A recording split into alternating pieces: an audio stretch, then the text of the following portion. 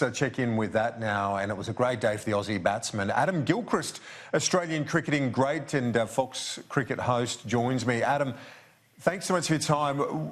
How do you rate and where do you rank the Smith double, these 2 tons, both innings, in terms of the history of cricketing achievements? It was quite extraordinary, wasn't it?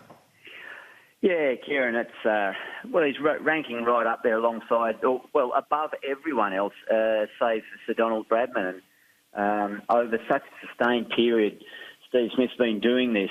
Of course, we had the little holiday that he had on the back of that unfortunate mistake that the boys made, and that maybe took a bit of the shine or the focus away from his statistics. But as everyone knows, he's gone away, he's served his time, he's come back, and redemption is complete in regards to a reintroduction back into Test cricket. It's just extraordinary the technique that he has. It's individual, you could not coach it.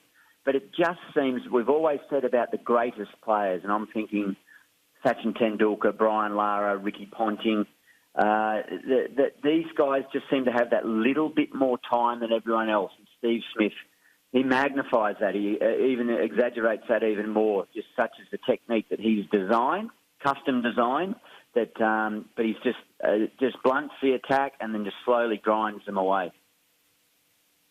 I heard him speak to Nasser Hussain a couple of days ago where he said during a test match he's lucky to sleep 15 hours because he's up thinking about what shots he's going to play. Clearly visualisation's a big part of this. Yeah, that's right. A very deep thinker of the game, overtrained. He even says that. Justin Langer, who is a teammate of mine, trained as hard as anyone that I ever knew and as long as anyone that I ever knew. Even Justin is amazed at the stamina that Steve Smith has and the appetite for batting. The greatest in everything and in anything, the absolute maestros. They do have an element of quirkiness about them, don't they? And no matter what field of endeavour that you're in, and Steve Smith has that. You see it in his mannerisms on the field and his little idiosyncrasies and fidgeting around. But he just loves batting, and I don't think he's done yet in this series. It's interesting the impact that momentum gives to the other players as well. If we think back to day one, 8 for not much, and then now where we are in this match, Matthew Wade, I should say, off the back of the success of his former captain in Stephen Smith and that performance, he's obviously done so well overnight in terms of his return, first Test ton in a number of years. Yeah, 6.5 years, I think, since between Test match 100, 2 and 3 for Matt Wade. But your point about the confidence that Steve Smith instills in those around him, it just must be beautiful to be able to bat and know that the other end is sorted. So all I need to do individually is just get yourself in, take your time, and you'll have a willing ally in the form of Smith to build a partnership. And Peter Siddle provided that. Congrats to the Australian selectors thus far. They made some bold selections.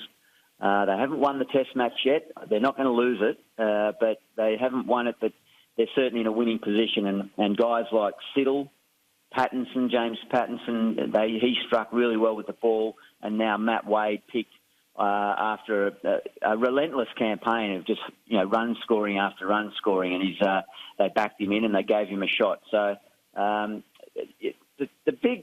think the standout thing out of this, other than Smith's brilliance and greatness, is that we are too reliant on him, and that was the case leading into Sandpaper Gate. It was exaggerated when he was out of the team.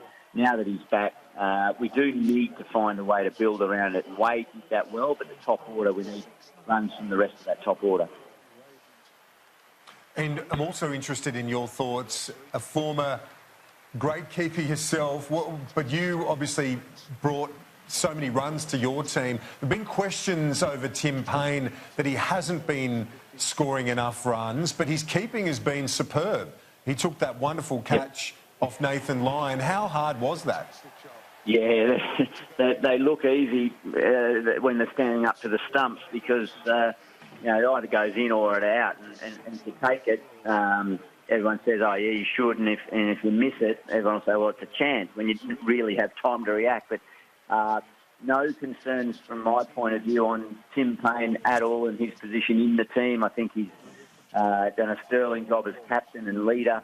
He's been brilliant with the gloves. Absolutely, he's as good a keeper there is in world cricket at the moment, and he's contributed when he's needed to with handy runs. He's not standing out. He's not averaging 50, but if the top order can do their job, the 40s and the 30s and the odd 50 here and there from Tim Paine will well and truly be enough. But no way is he under threat at all. And as I say, I think his leadership qualities have helped navigate some troubled times for Australian cricket, and I think he's the right man to just keep going in that direction at the moment.